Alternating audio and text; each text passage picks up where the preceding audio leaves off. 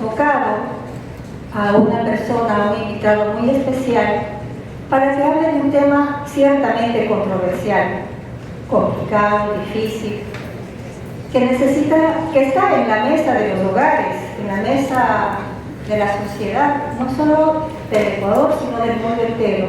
Y ustedes necesitan información que les permita tener una mirada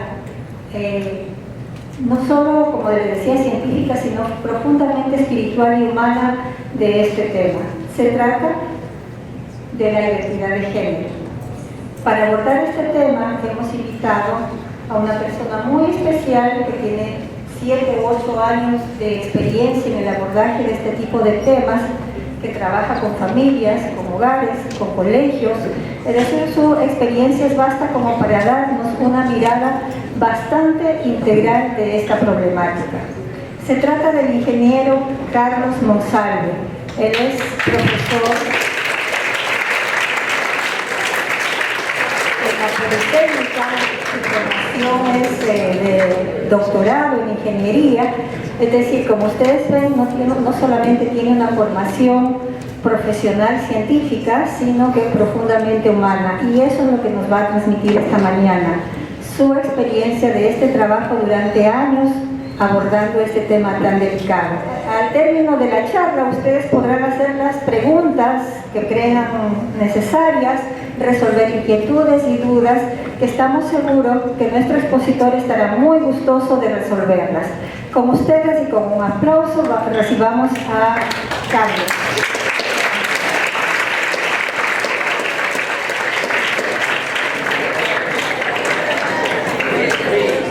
Buenos días, muchas gracias a todos los que hacen el Colegio Logos por esta gentil invitación y permitirme estar aquí compartiendo este tema que, como dice María Augusta, la idea de la mañana de hoy es un poquito despertar la opinión, despertar otros puntos de vista en relación al tema de la ideología del género. A más de todo lo que dijo María Augusta, quiero decir algo y por ahí voy a comenzar la charla. A pesar de que el tratamiento de la charla, como ustedes la van a ver, está prácticamente alejada de todo lo que tenga que ver con alguna profesión de fe, de alguna religión, ¿verdad? Todo está basado simplemente en hechos de la vida real, en noticias que salen en los medios de comunicación, en opiniones de expertos sobre el tema. Entonces realmente la charla está tratada desde ese punto de vista, no desde un punto de vista de tipo religioso, por así decirlo. Sin embargo, es innegable que como católico que soy, obviamente nace por ahí la inquietud cuando empecé a trabajar en esta charla. ¿Por qué? Porque, por ejemplo, el Papa Francisco nos dice la ideología del género es un ataque contra la familia. Entonces, para mí como católico, cuando el Papa Francisco dice esto, y lo ha dicho por 3 veces, obviamente me trae a la reflexión. ¿Por qué?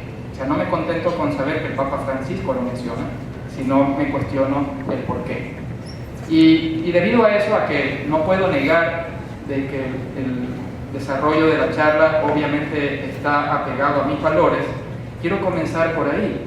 Quiero comenzar cuestionándome un poco si realmente lo que enseña la Iglesia Católica, y por ejemplo ese mensaje del Papa Francisco de decir la ideología del género atenta contra la familia, constituye en sí un mensaje homofóbico. Y en esto quisiera recalcar, porque muchas veces a quienes opinamos de una forma diferente al que quizás hoy la sociedad opina sobre muchos de estos temas, se nos puede acusar de homofóbicos. Pero resulta que la Iglesia Católica tiene un libro que se llama el Catecismo de la Iglesia Católica, y si yo voy a ese libro, que es el Catecismo, ahí se le indica al católico qué cosas son las que debe de creer y cómo debe actuar en su vida conforme a lo que enseña la Iglesia Católica. Y sobre este tema hay un punto que es el 2358, del que yo he extraído una parte, que es la parte que tiene relación con la charla, en donde la Iglesia Católica reconoce que en nuestra humanidad hay muchas personas, tanto hombres como mujeres, ¿no es cierto?, que tienen una orientación sexual diferente. lo reconoce, no lo desconoce. Y no solo que lo reconoce, dice, eso está profundamente arraigado. Entonces reconoce que hay personas, hay individuos, hay personas humanas donde en lo profundo de su ser está una orientación sexual diferente. Y eso lo reconoce la Iglesia Católica. Y no solo que lo reconoce, sino que luego nos obliga a los católicos, y por lo tanto, si yo quiero ser un buen católico, debo aceptar aquello y debo profesar aquello, debo hacerlo ejercicio de mi vida diario. Me dice que yo debo respetar a esas personas, que las debo tratar con delicadeza a esas personas, que las debo tratar con amor. Entonces, la Iglesia Católica más bien nos enseña, ¿sabes qué? A estas personas hay que amarlas. Y es más, termina diciendo, debemos evitar en toda medida que haya una discriminación injusta hacia estas personas. Entonces este es el mensaje de la Iglesia, fundamental sobre este tema, y por lo tanto está muy lejos de ser homofóbico. Y entonces yo quiero que en el transcurso de la charla, cada vez que hablemos de los temas, sepamos diferenciar entre el ser humano, al cual lo amamos, lo respetamos y lo queremos y aceptamos como es, versus las acciones del ser humano, que son las que no necesariamente son aceptables. Ayer en una conversación yo decía, bueno, imaginémonos un hogar donde yo tengo mi padre o yo tengo mi esposo, y resulta que la esposa ama a su esposo, los hijos aman a su padre, y nadie discute ese amor de esposa a padre, de hijos a padre, pero resulta que ese padre ha actuado mal. Debería ser fiel a su familia, fiel a su matrimonio, y en algún momento tuvo un desliz, tuvo otro hogar, o tuvo algún amorío con otra señora. Entonces, no por eso yo voy a decir, ya no quiero a mi papá, o ya no quiero a mi esposo, no necesariamente, ¿no es cierto? Pero tampoco puedo decir, está bien lo que hizo mi papá. Entonces esa es la diferenciación que hace la Iglesia Católica, ¿no? Dice, al ser humano, a la persona humana, sin importar lo que haga, la vamos a amar, la vamos a respetar, la vamos a querer y no la vamos a discriminar. Pero tenemos que tener en cuenta que el actuar del ser humano, en eso sí tenemos que opinar y podemos tener una diversidad de opiniones. Entonces la charla está centrada hacia allá, hacia la ideología del género, no a la persona, sino hacia lo que profesa esta ideología, que poco a poco ha ido y quiere continuar transformando la sociedad. Entonces, quiero comenzar ese vistazo desde el punto de vista de los medios de comunicación. Si vamos a los medios de comunicación ya desde hace varios años atrás, veremos cómo en esos medios han habido varias muestras de querernos decir, ¿sabes qué? Esto está sucediendo en la realidad. Llega un momento donde no sabemos si el medio de comunicación es un reflejo de lo que sucede en la realidad, o si más bien el medio de comunicación le trata de vender una idea a la sociedad. Pero lo cierto es que esas cosas se van dando. Recientemente tuvimos una película también donde se nos muestran diferentes opciones sobre este tema, sobre el tema del género.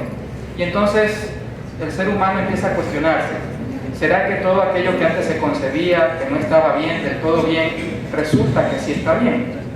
Y llega un momento donde los medios no solo trabajan ya con la parte adulta del ser humano, sino que también, por ejemplo, hoy en día hay un programa de televisión que se llama Yo Soy Jazz, donde nos muestran cómo un niño tempranamente, a sus primeros años de edad, empieza a tener un comportamiento diferente. Sus papás se dan cuenta de ello y deciden educarla como niña, y ahora es jazz, y eso está en la televisión. Entonces vemos también cómo los medios nos van diciendo, ¿sabes qué? No es solo cuestión de adultos, también esto va a los jóvenes, y por qué no, también a los niños, ¿verdad? Hubo una discusión, ustedes deben saber mejor que yo, en que Disney empezó a discutir debido a una petición de los fans, ¿no es cierto?, de que si el personaje central de Frozen debía o no debía ser lesbiana. Entonces vemos que en los medios esto ha permeado en todo lado, y como digo, habría que cuestionarse, bueno, ¿realmente los medios lo que tratan es de mostrar lo que sucede en la realidad, o más bien los medios tratan de promover la idea, de impulsar la idea? Generalmente siempre se ha considerado a los medios, y hablo de televisión, de cine en particular, como gestores o impulsores de ciertas ideas que se quieren defender en la sociedad. Y termino esta partecita con otro programa de televisión, posiblemente muy conocido, que además de mostrarnos nuevamente este aspecto en la sociedad, el nombre en sí del programa debería hacernos reflexionar y pensar. Familia moderna. Familia moderna. ¿Qué implicación tiene ese nombre?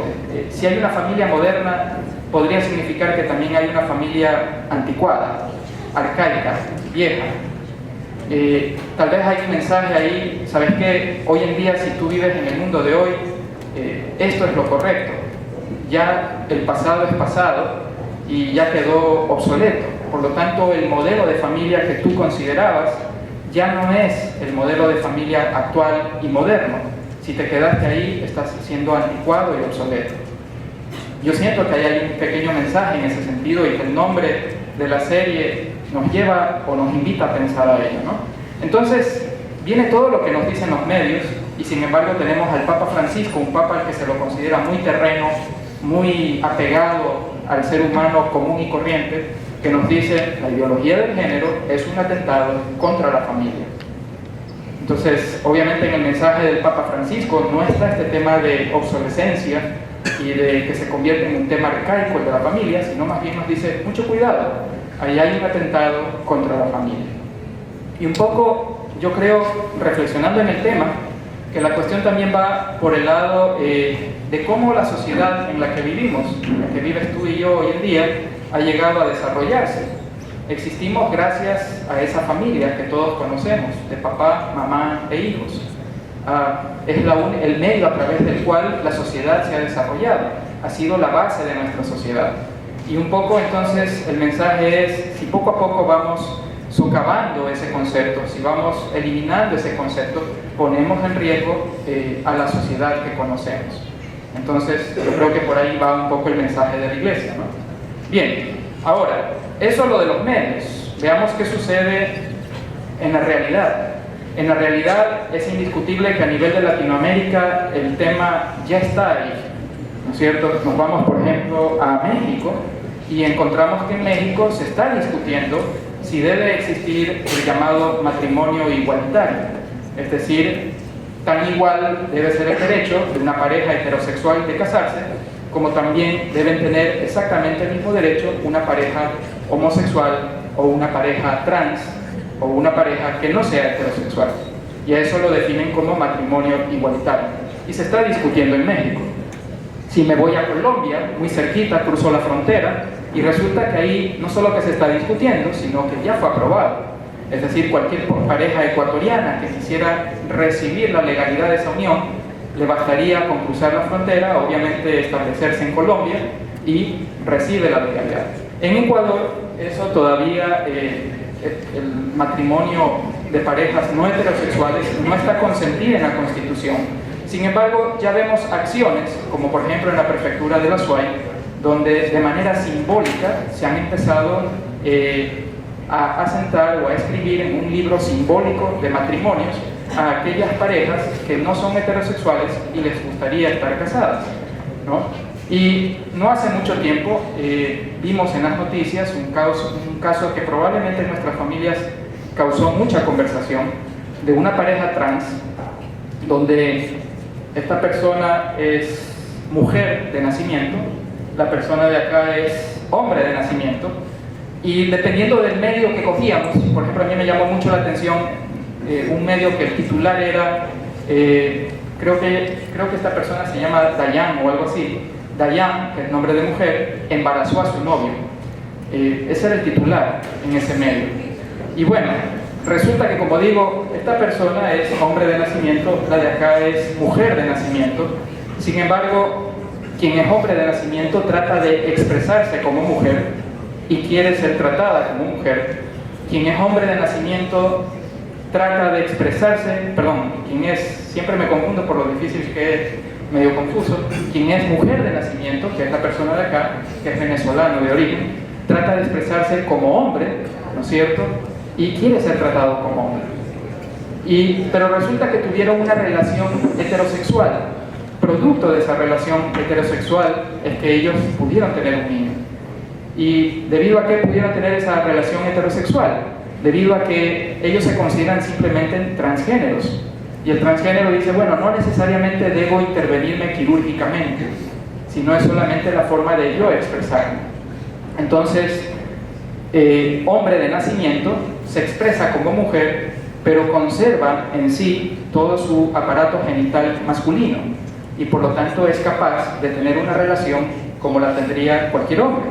Igual acá, mujer de nacimiento, pero que se expresa como hombre, sin embargo, conserva su vagina, conserva sus ovarios, conserva todo lo que le permite no solo tener una relación de tipo heterosexual como mujer, sino concebir a un niño y permitir que ese niño crezca y se desarrolle en su vientre. Y producto de eso tuvieron a un bebé. Entonces, también se discute esto, ¿no? ¿Está bien este tipo de relaciones? ¿No está bien? ¿Es un derecho de estas personas el tener ese tipo de relación o no? Y a veces, fuera de esa ecuación, y ese es el punto que los invito un poco a reflexionar, fuera de esa ecuación, a lo que hablamos de derechos, hablamos solo del derecho de esas personas adultas y nos olvidamos de un elemento importante en esta ecuación, que es el bebé. Ese bebé también tiene derechos y de esos derechos un poco los voy a invitar a reflexionar después. Pero la pregunta es esa. La pregunta es, todo esto sucede en nuestra sociedad y no lejana, está sucediendo en el Ecuador, sucede en Latinoamérica. ¿Hasta qué punto todo esto es correcto y está bien? Y para ir ahondando en el tema, nos podemos cuestionar, ¿son hechos aislados? ¿Suceden porque suceden? ¿O responden a algo que se podría hasta llamar una agenda, donde vemos que no son aislados? Bueno, si me voy a la ONU, Organización de las Naciones Unidas, la ONU promueve 17 objetivos para el desarrollo sustentable de los países del mundo. Y suenan muy bien, y son objetivos que en general están muy bien. Garantizan la paz mundial, garantizan la erradicación del analfabetismo, la educación de todos los niños. Y hay uno en particular, que es el número 5, que nos pide una igualdad de género. Y cuando uno ve la carátula, por así llamarla, de este objetivo de la ONU, nuevamente suena muy bien. Si yo veo esa igualdad de género como igualdad de posibilidades para el hombre y la mujer, pensar de que en una sociedad X la mujer ha sido discriminada justamente por motivos de pensar que la mujer es inferior que el hombre, todo eso está muy bien. Y este objetivo de la ONU entonces promueve esa idea. ¿Sabes qué? La mujer debe tener idénticas posibilidades al hombre y la mujer no debe ser discriminada a favor del hombre. Por ahí vamos bien. Pero cuando vamos más a fondo en este objetivo número 5, empezamos a ver que no solo se trata de una igualdad entre hombre y mujer, sino que hay aquello metido ahí a lo que llamamos ideología del género. ¿Y cómo lo empezamos a ver? Debemos cuestionarnos, por ejemplo, por qué la ONU le ha llamado a este derecho universal o a este objetivo universal igualdad de género. ¿Por qué no igualdad de sexos? Donde nos dice que la palabra sexo es aquella que define a los grupos humanos, ¿no es cierto?, en dos grupos, el masculino y el femenino. O eres sexo masculino o eres sexo femenino. Y si pensamos, especialmente los que tenemos un poquito más de edad, en la palabra género, recordaremos que la palabra género es un, llamémosle así, invento gramatical del ser humano para poder definir a las cosas, ¿no? Porque resulta que dependiendo del lenguaje que hablamos, la misma cosa puede resultar ser masculina, femenina o en algunos casos neutra, ¿verdad? Y tradicionalmente el género no ha sido aplicado al ser humano, ha sido una construcción gramatical usada para las cosas. Y entonces el mismo objeto, por ejemplo la sangre, en español es femenino, en francés es masculino, me voy al inglés y es neutra. Entonces ahí se aplica el género. Entonces el cuestionamiento que yo me hago es correcto aquella construcción gramatical que fue creada por el ser humano para darle nombre a las cosas, aplicársela también al ser humano? ¿No estaremos en algún sentido cosificando al ser humano? Y si ahora me voy al diccionario, género, vemos que ya la Real Academia de la Lengua ya introdujo la definición del género que a la ONU le interesa que se mantenga y que a la sociedad que promueve la ideología del género le interesa que se mantenga. Ahora género, de acuerdo a la Real Academia de la Lengua, ya no es solo para las cosas, también puede ser para el ser humano. Y aquí empezamos a ver la definición de lo que es género versus lo que es sexo. Si nos damos cuenta, género dice que se entiende desde el punto de vista sociocultural en lugar de exclusivamente biológico. Y esa es la gran diferencia. Sexo, si yo hablo de sexo, estoy hablando del punto de vista biológico, cómo yo nací. ¿Sí? ¿Cómo yo nací? Nací con una anatomía de hombre, soy masculino. Nací con una anatomía de mujer, soy femenino.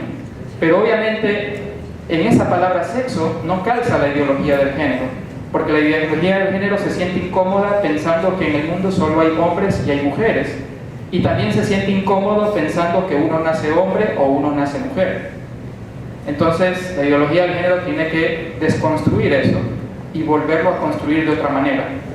Y entonces ahí viene el cambio de la palabra sexo por la palabra género, para decir, ¿sabes qué? Resulta que uno no nace hombre, uno no nace mujer, uno puede construir un hombre, uno puede construir una mujer.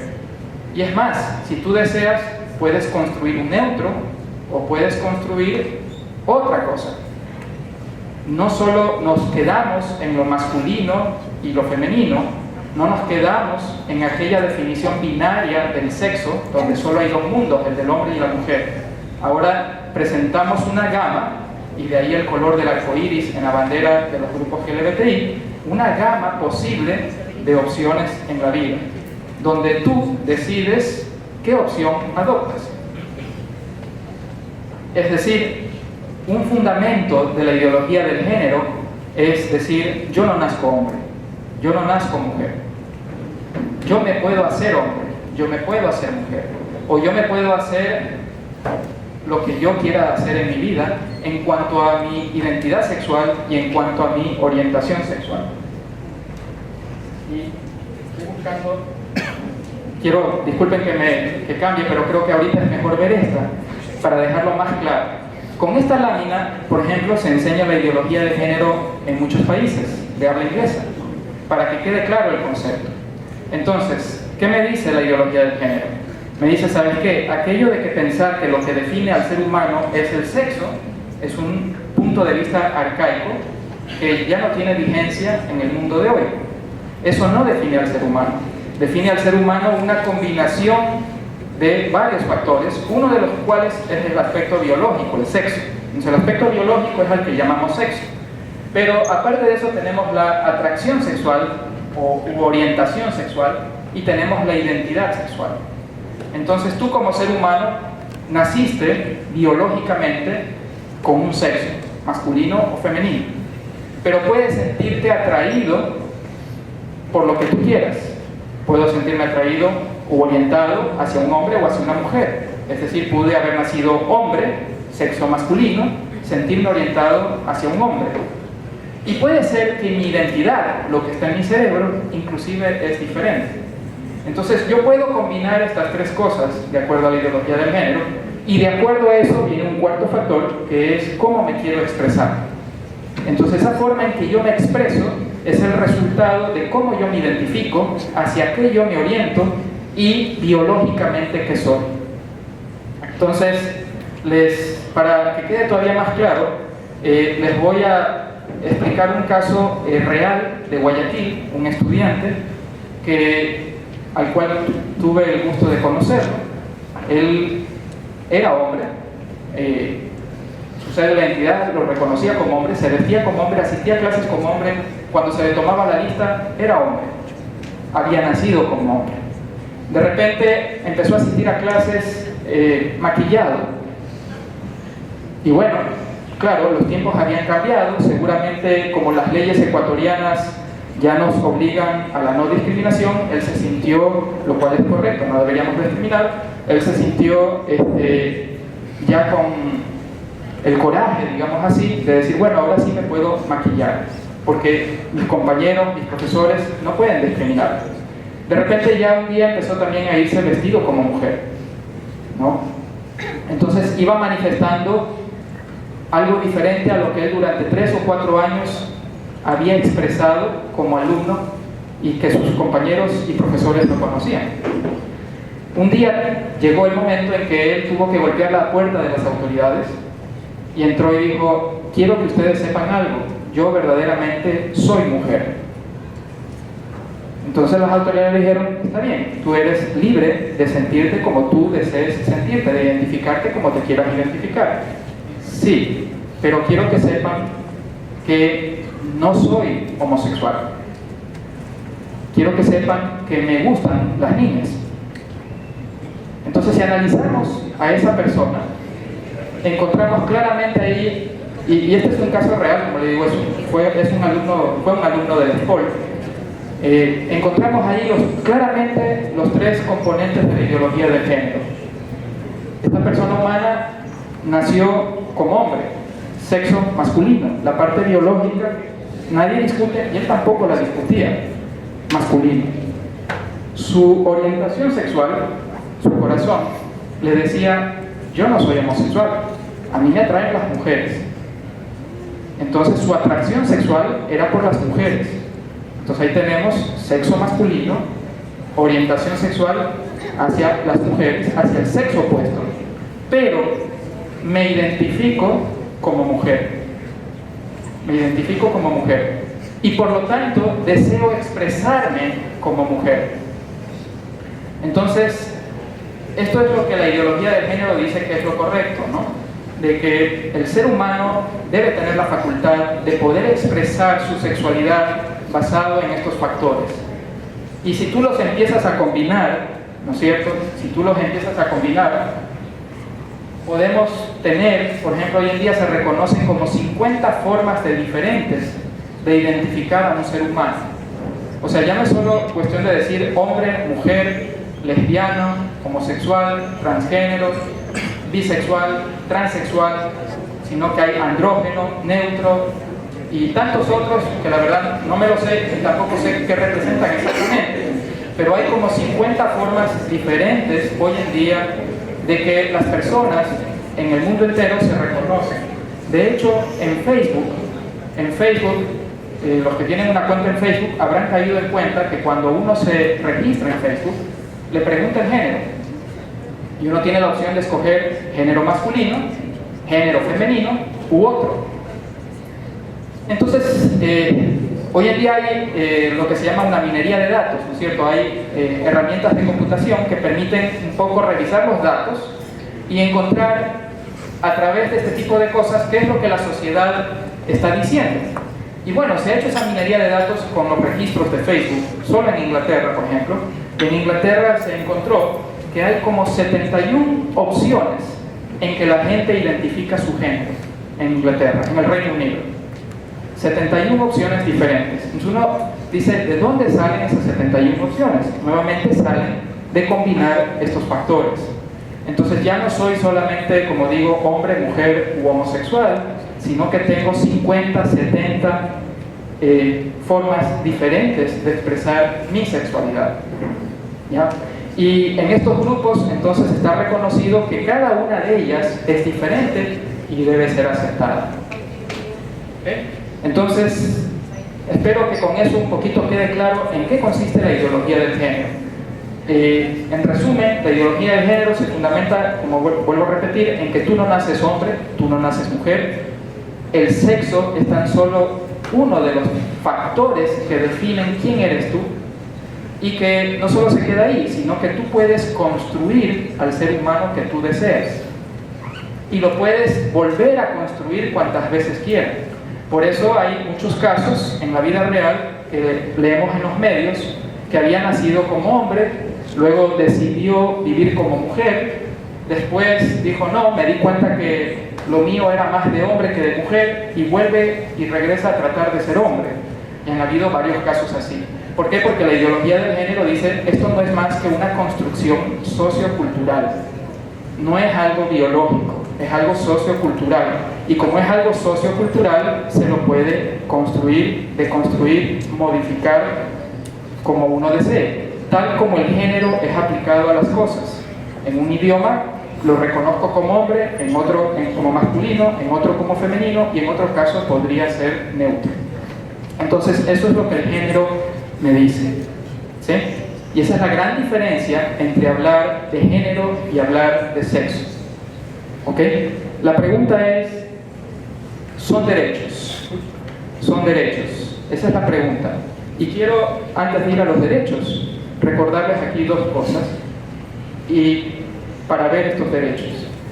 Cuando hablamos de derechos en la ideología del género, hay dos cosas que son las banderas en la ideología del género.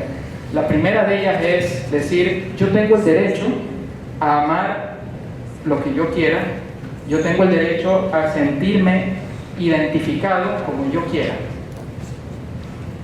Y el hecho de que tú impidas que yo me identifique como a mi interior me dice que debería identificarme, es como que estás coartando mi derecho a ser feliz. Entonces, si yo me identifico de esta manera, deberías permitirme expresarme de esa manera. Y eso va unido a un segundo derecho, el derecho de es mi cuerpo y yo hago con él lo que yo quiera. Por lo tanto, si yo uno estos dos derechos, entonces el lenguaje que, por ejemplo, una persona transexual usa, es decir, mira, yo no me siento satisfecho con mi cuerpo, porque mi cuerpo de hombre no me identifica lo que yo soy. Yo me siento mujer y quiero expresar con mi cuerpo a una mujer. Y como es mi cuerpo, yo tengo el derecho de hacer con mi cuerpo lo que yo quisiera hacer y por lo tanto pido por favor que se me permita tener una operación sexual, una reasignación de sexo. Entonces ese es el conjunto de derechos que se ponen en manifiesto. El uno, el derecho a este es mi cuerpo, yo puedo hacer con él lo que yo quiera, porque es mi cuerpo, y yo decido sobre mi cuerpo. Y el otro es, yo quiero identificarme de una manera y tienes que permitirme poder que mi cuerpo esté relacionado con esa forma de identificarme y ser feliz. Voy a poner dos casos de la vida real, donde obviamente están muy distanciados de la ideología del género, sobre todo el primero de ellos. No tiene que ver con la ideología del género, sino que quiero ilustrar y cuestionar hasta dónde este derecho verdaderamente constituye un derecho. ¿Ya? Mi punto es que reflexionemos sobre el tema. No estoy queriendo decir que debemos irrespetar a las otras personas. Vuelvo a decir, como católico yo tengo el derecho de amar y respetar al otro. Pero sí los invito a cuestionarnos si realmente son derechos y hasta dónde debe avanzar el tema de los derechos. ¿Es verdad que yo como ser humano puedo decidir con mi cuerpo hacer lo que yo quiera? Esa es la pregunta. Primera historia de la vida real. Como digo, no tiene que ver, en este caso en particular, no tiene que ver con la parte de ideología del género, pero sí hay un lenguaje común. Psicológicamente hay algo que se llama una disforia, ¿no? Y la disforia es cuando yo, y aquí me ayuda si me equivoco en los términos, cuando yo no me siento contento, no me identifico con lo que mi cuerpo me permite expresar, ¿sí? Mi psicología, mi interior me dice, ¿sabes qué? Algo está desintonizado contigo y necesitas que se sintonice bien. Entonces hay un tipo de disforia que sí la existe en el mundo, es minoritaria, muy minoritaria, pero la existe, donde hay personas que sienten que su identidad es ser una persona amputada, es decir, que le falte una extremidad. Y bueno, hasta los años 70 a nadie se le ocurría de que por más que ese ser humano venga y me diga, a mí como doctor, me diga, ¿sabes qué? Soy infeliz porque resulta que tengo 2 brazos sanos, 2 piernas sanas, y eso no es lo que me hace feliz con mi identificación como ser humano, porque mi interior me dice que la forma en que yo sería feliz es si me faltara una pierna o si me faltara un brazo. Entonces hasta los años 70 a ningún doctor se le había ocurrido aceptar eso como un derecho del individuo, ¿no? Y decir, está bien, yo te voy a ayudar a que seas feliz. Pero en Escocia, en los años 70, hubo un doctor que se hizo famoso porque decidió, acogiéndose al tema de los derechos, decir, ok, es tu cuerpo, tú decides con tu cuerpo, es tu identidad, tú decides con tu identidad y te voy a ayudar a ser feliz. Entonces resulta que este doctor aceptó amputar a personas que tenían extremidades sanas. Entonces, nuevamente, ahí lo que yo trato de traer a discusión es hasta qué punto el poder decir es el derecho mío de hacer con el cuerpo mío lo que yo quiera, está bien. Hasta qué punto el decir yo me identifico en mi interior de esta manera es la forma adecuada. ¿Sí? Tenemos un caso. Y desde el punto de vista de la atracción, este sí tiene que ver con la ideología del género, desde el punto de vista de la atracción, les planteo también este interrogante. En Holanda resulta que hubo un periodo de tiempo donde se aprobó legalmente que quienes se sentían atraídos por personas menores de edad pudieran agruparse políticamente, pudieran agruparse como un club legalmente reconocido, una asociación legalmente reconocida, y se los acogió con la ley. Y entonces se formó esta agrupación. Inclusive ellos intentaron participar como movimiento en elecciones de Holanda. ¿Sí? ¿Basado en qué? Nuevamente basado en los derechos. Y en este caso, ¿qué derecho? El derecho de yo como ser humano tengo la libertad de decidir qué me atrae, por qué me siento atraído. Y mientras yo no le haga daño a nadie, entonces tú debes permitir que yo pueda profesar públicamente esa forma de sentirme atraído. Y entonces el gobierno holandés dijo, está bien, los vamos a reconocer. Y fueron reconocidos y se convirtió en el primer grupo mundial de pedófilos legalmente reconocidos por un país. ¿Ya? Hace no mucho tiempo otro juez en Holanda dijo no, sobre el derecho de estos ciudadanos de sentirse atraídos por menores de edad, está el derecho de los menores de edad de no sentirse en riesgo de que exista este grupo legalmente protegido. Y entonces este otro juez holandés decidió echar para abajo la normativa que los reconocía legalmente. Entonces nuevamente ya no son un grupo legalmente reconocido, pero sí hubo un tiempo en Holanda en el que lo fueron, y basados en el derecho de tener la libertad de decidir por qué me siento yo orientado, hacia qué me siento yo orientado sexualmente.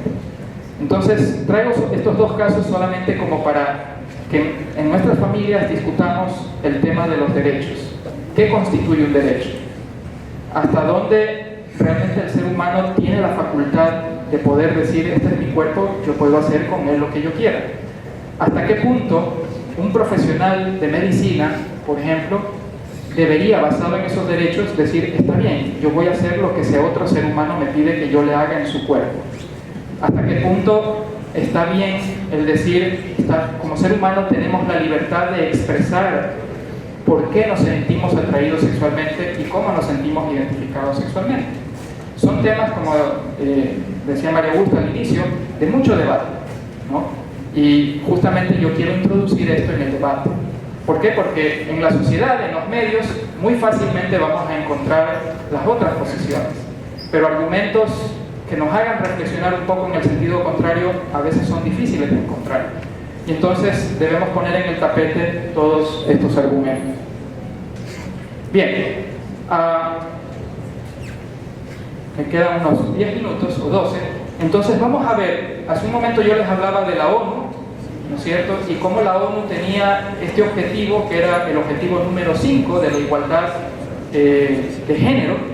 Y vamos a ver cómo eso que promulga la ONU se ve reflejado en nuestros países. La ONU, en primer lugar, tiene como metas de ese objetivo 5, ¿no? Si uno ya escarba un poquito más, ve como metas del objetivo 5 de igualdad de género, que habla de que hay que poner en práctica la plataforma de acción de Beijing. Eso lo dice la ONU. Entonces uno debería cuestionarse y preguntarse, bueno, ¿qué es esa famosa plataforma de acción de Beijing? En los años 90, los países miembros de la ONU se reunieron en Beijing para tratar el tema de la igualdad de la mujer. Ese era el objetivo de la reunión. Sin embargo, como producto de esa reunión de Beijing, salió un documento bastante extenso en donde se fijaban objetivos sobre la igualdad de género para los países del mundo. Y en esos objetivos ya no solo estaba el tema de la igualdad del hombre y la mujer, sino varias otras cosas más. Y eso marcó, digamos, un hito en la historia de la ONU y de los países del mundo, porque a partir de ahí la ONU dijo, hay que atender lo acordado en la plataforma de Beijing. Entonces es necesario ver qué cosas incluye en relación a la ideología del género la plataforma de Beijing. Dos primeras ideas que incluye la plataforma de Beijing es que dice que los países del mundo deberían crear leyes, políticas, regulaciones que permitan justamente eliminar las barreras de género en los países. Y si es necesario, hay que poner todos los medios necesarios para eliminar los obstáculos que permitan hacer esto realidad. Entonces la ONU le dice a los países, ¿sabes qué? Tú debes, como país, si quieres garantizar un buen desarrollo de la humanidad, introducir el concepto de género en tus leyes, en tus regulaciones, y tratar de eliminar cualquier obstáculo que eso lo impida. Si yo me voy al Ecuador y cojo el artículo 11 de la Constitución del Ecuador, vemos que en el artículo 11 claramente está ahí la ideología del género. Recordemos cuál era el concepto básico de la ideología del género. Era diferenciar sexo de orientación sexual y de identidad sexual. Esas tres cosas juntas definen lo que es el género y es lo que definen al ser humano desde el punto de vista sexual. La Constitución actual del Ecuador, porque antes no estaba esto, en el artículo 11 trae una lista larga de razones que se deben evitar toda discriminación en el Ecuador. Dice, los ciudadanos ecuatorianos no deberán ser discriminados ni por esto, ni por esto, ni por esto, ni por esto. En esa lista larga aparecen la palabra sexo, la palabra identidad de género y la palabra orientación sexual. Es decir, en la Constitución ecuatoriana se reconoce implícitamente de que es diferente hablar de sexo, es diferente hablar de identidad sexual y es diferente hablar de orientación sexual. Y dice, no podemos discriminar a ningún ciudadano por ninguno de esos tres factores. No solo por su sexo, la parte biológica, sino también por su identidad, lo que mi cerebro me dice, ni tampoco por mi orientación, lo que mi corazón me manda. Ninguna de esas tres debe ser discriminada. Entonces, eso coincide con la ideología del género. Y por esa razón, recientemente en el país fue aprobado, por ejemplo, el cambio bajo ese argumento, fue aprobado el cambio de la palabra género por la palabra sexo, o al revés, la palabra sexo por la palabra género, de manera opcional para el ciudadano que lo desee. Entonces, hoy en día, ya el ciudadano ecuatoriano, si gustaría ser identificado no en base a su sexo, sino en base a su género, lo puede hacer. Puede ir al registro civil y pedir que le hagan el cambio de sexo a género. Y el sexo entonces queda solo en la partida de nacimiento, en donde yo puedo conocer, tan solo yendo a la partida de nacimiento, cómo ese individuo nació. Pero su género es diferente. El género está dado por los tres factores que mencionaba: sexo, identidad y orientación. Para las próximas elecciones ya se aplica esta cédula de identidad nueva. De hecho, en las noticias salió el otro día de que han habido 100 y pico de personas que cambiaron ya su cédula de identidad con objeto de en el padrón salir empadronados de manera diferente. Es decir, yo nací hombre, pero ahora si me identifiqué en mi género como mujer, voy a votar en la fila de mujeres y viceversa. Depende si hice o no el cambio de mi identidad en la cédula de identidad cambiando sexo por género. Ese es un primer caso. Otra cosa que nos dice la plataforma de Beijing. La plataforma de Beijing dice que para poder introducir todo esto en las sociedades es necesario educar a los niños. ¿Sí? Es necesario educar a los niños. Y por eso los países del mundo deben elaborar planes de estudio, libros de texto, material didáctico libre de estereotipos. La palabra estereotipo aquí es clave, porque ese también es un caballo de batalla de la ideología del género. La ideología del género mantiene que yo soy hombre por estereotipos, que la otra persona es mujer por estereotipos. ¿Por qué? Porque desde niño yo fui criado como niño, me dieron juguetes de niño, me trataron como niño, me vistieron como niño. Y a la niña la educaron como niña, le dieron juguetes como niña, la trataron como niña y fue creada como niña. Y entonces eso constituye unos estereotipos sociales que hacen que esa persona se identifique como niño o niña y más tarde como hombre o como mujer. Pero que si liberáramos a la sociedad de esos estereotipos, entonces no habrían esas razones. Y esto nace nuevamente en la idea de igualar al hombre y la mujer, ¿no es cierto? Ahí nace la idea. Es decir, bueno, ¿por qué las desigualdades de hombre y mujer? Simplemente por estereotipos, ¿no? Entonces, la ONU pide, hagamos material educativo donde erradiquemos estos estereotipos de la sociedad. Y vemos cómo en el mundo entero se va aceptando esto.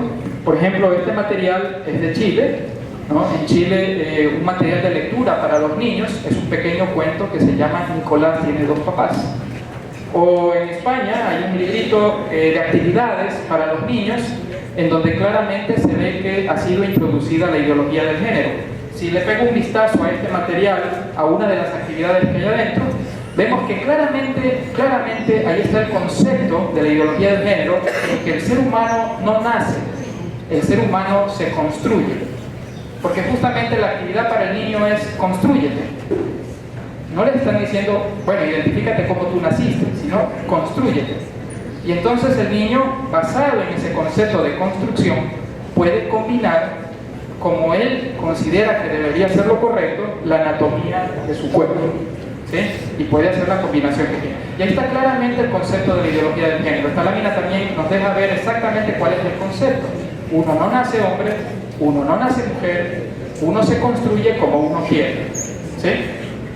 Y puede ser modificado.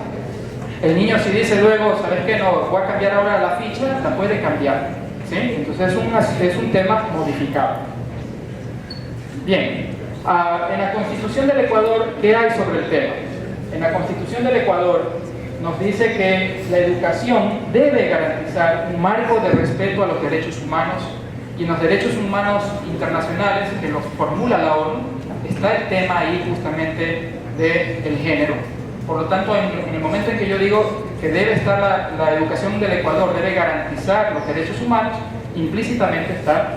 Y queda todavía más claro cuando más adelante dice, debe ser una educación incluyente que impulse la equidad de género, ¿no? Que impulse la equidad de género.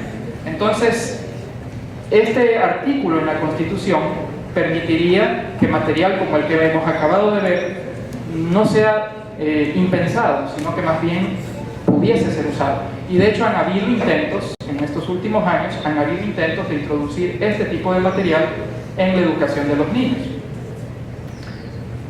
Nuevamente entramos en el debate de decir, bueno, a mí me parece que está bien, y a mí me gustaría que a mis niños los eduquen de esa manera, y está bien, lo aceptamos. Pero el problema con la ideología del género es que se trata de imponer, ¿no? Se trata de imponer. ¿Qué pasa con el derecho de aquellos padres de familia que dicen, no, yo no pienso que está bien que a mi hijo lo eduquen con esos criterios, y yo quisiera que mis hijos reciban una educación diferente? Si me voy, por ejemplo, a países como España, a la ciudad de Madrid, hay una ley municipal mediante la cual hay la obligación que toda escuela, todo colegio, sin importar si es público o privado, se eduque a los niños y jóvenes con estos materiales. El papá ya no tiene opción de decidir cómo educar a sus hijos, sino es ya una potestad total, en este caso del Estado madrileño, o no me acuerdo cómo le llaman ellos a sus territorialidades, pero de la alcaldía madrileña, por así decirlo, de decidir cómo educar a los niños y jóvenes. Ya no queda potestad del padre de familia. La ONU también, en la plataforma de Beijing, dice, por ejemplo, que se deben reconocer los diversos tipos de familias. Entonces ya no habla de la familia, y aquí recordemos nuevamente la palabra del Papa, que es la que me motivó a reflexionar en todo esto. Entonces encuentro ahí un eco claro de la palabra del Papa, ¿no? Es un ataque contra la familia que conocemos, papá, mamá e hijos. La ONU dice, ya no hay una familia, hay diversos tipos de familias. Y si conjugo esto con la política anterior, vemos que también hay materiales para las escuelas, como por ejemplo este librito que se llama Familias, donde en primer lugar el niño se construye ¿no? Dice, esto me identifica a mí, yo soy este niño, y nuevamente tiene 3 partes, por lo tanto el niño puede construir a la persona que él quiere, y luego construye a su familia. Entonces puede construir una familia con 2 mamás, una familia con 2 papás, una familia con papá y mamá, o una familia donde una de las personas por un lado es mujer, por otro lado hombre, y el otro por un lado es hombre, por otro lado es mujer. No importa, son tipos de familias, ¿ya? Y entonces de esa manera también se forma a los niños, ¿no? ¿Para qué? Para enseñarles que en la sociedad de hoy hay que reconocer a los diversos tipos de familia. Me voy a la Constitución del Ecuador y veo que nuevamente en la Constitución del Ecuador se han acogido estas palabras. ¿Por qué? Porque la Constitución dice que se reconoce a la familia en sus diversos tipos. Entonces la Constitución ecuatoriana efectivamente ya indica que no hay un solo concepto de familia, que hay varios tipos de familias. ¿Y a qué tipos de familias nos estamos refiriendo aquí? A todos estos tipos de familias que la ONU menciona y que hemos visto que en los materiales educativos se reflejan.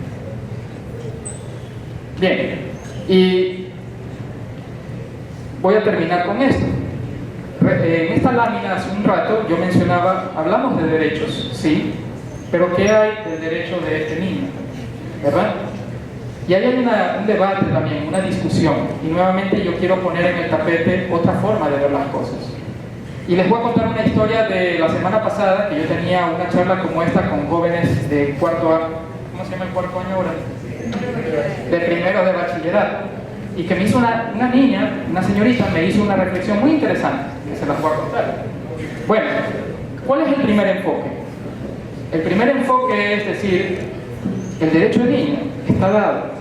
Lo que un niño necesita es ser amado, necesita es mucho amor, ¿no? Y si esa pareja, no importa cómo sea la pareja, va a amar al niño, está bien, es el derecho que el niño tiene. Cuando yo explicaba esto tan solo hasta ese punto, una señorita levantó la mano del primero de bachillerato y me dijo, yo no estoy tan segura de eso. Y yo le digo, ¿por qué? Me dijo, y me hizo esta reflexión, ¿qué edad tienen en el primero de bachillerato? 14, 15, ya una señorita de 15 años, ¿no? Aproximadamente. Me dice, yo también amo a mi mascota, y la amo mucho, la cuido, la protejo, la alimento, todos los días estoy preocupado de ella, día y noche, la educo. Entonces me dice, yo creo que en el caso de un niño debe haber algo más. No podemos limitar, y ojo, esas no eran mis palabras, eran las palabras de esta chica. Me decía, no creo que podamos limitar el derecho de un niño a únicamente el derecho de ser amado.